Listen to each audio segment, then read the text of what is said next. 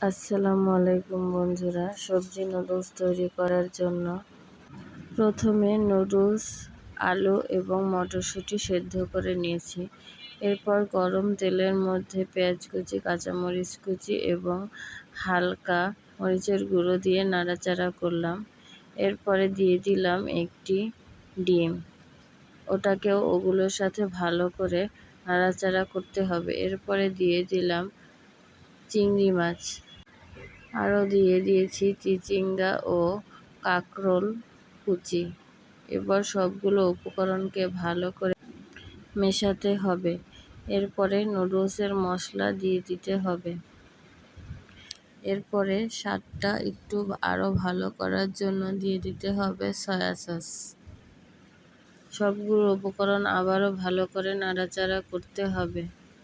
এরপরে সেদ্ধ করে রাখা নুডলস, আলু এবং মটরশুঁটিগুলো দিয়ে আবারও নাড়াচাড়া করতে হবে।